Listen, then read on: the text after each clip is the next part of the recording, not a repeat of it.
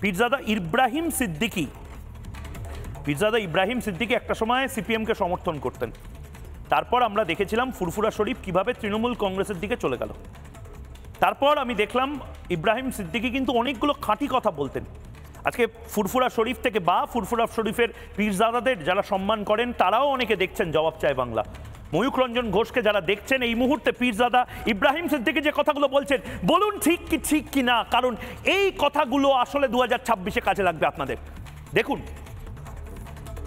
খুন করো, মার্ডার করো, চুরি করো, চামারি করো, লুট করো, ধর্ষণ করো, আমাকে কি বলবো গদিতে বসিয়ে রাখবে, আমি সবটা থেকে দেবো।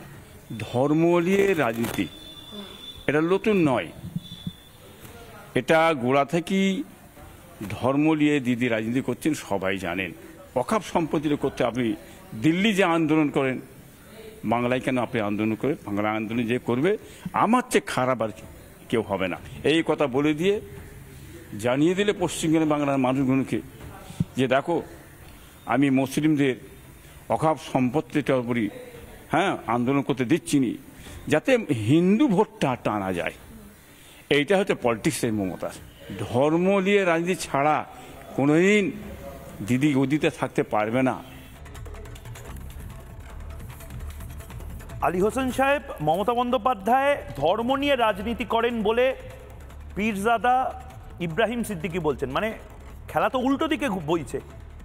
আমি তো জানতাম বিজেপির দিকে অভিযোগ যে বিজেপি নাকি ধর্মের রাজনীতি করে, এখন পীরজাদারা বলছেন আসল রাজনীতিটা, আসল গ্যারাকলটা করে রেখেছে তৃণমূল কংগ্রেস মেরুকরণের রাজনীতিটা করছে যাতে করে হিন্দুদের মধ্যেই রাগটা জন্মায় যে দেখো নির্দিষ্টভাবে এই সিদ্দিকুল্লাহ চৌধুরীরা এই গোটা বাংলাকে জ্বালিয়ে দেওয়ার কথাগুলো বলছে। আসলে সিদ্দিকুল্লাহ চৌধুরীরা এই কথাগুলো বলছে তার কারণ পেছনে মমতা বন্দ্যোপাধ্যায় আছেন, এবং এটা একেবারে ফলিত সত্য। কারণ সিদ্দিকুল্লাহ চৌধুরীরা যে আসলে এই আহমেদ শেখদের, আমি একদম শুরুর যে বাইকটা পিসিআরকে চালানোর জন্য বলবো, এই আহমেদ শেখদের আসলে চাপিয়ে রেখে দিয়েছে, দাবিয়ে রেখে দিয়েছে। তার কারণ তাদের কোনোদিন সামনে আসতে দেবে না মমতা বন্দ্যোপাধ্যায়, কারণ সামনে আসতে হবে সিদ্দিকুল্লাহ চৌধুরীদের।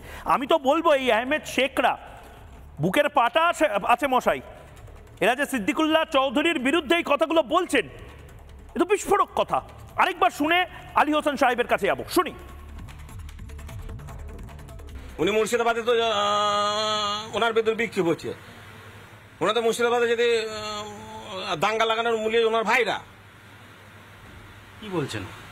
হ্যাঁ আমি বলছি, মুর্শিদাবাদে যেখানে গন্ডগোল হলো তার এই গন্ডগোলের পেছনে সিদ্দিকুল্লাহ চৌধুরী। আমার ওনার ভাইদের ওই যে বড় বড় এই কথাবার্তা, বক্তৃতা, বড় বড় মানে ভাষণ, এইসব জন্যই মানুষকে মানে বিভ্রান্ত করছে। নানা ধরনের কন্টেন্ট দেখার জন্য লাইক করুন, শেয়ার করুন আমাদের ফেসবুক পেজ, সাবস্ক্রাইব করুন আমাদের ইউটিউব চ্যানেল। পাশাপাশি অন্যান্য ব্রেকিং নিউজের জন্য অবশ্যই চোখ রাখুন রিপাবলিক বাংলায়।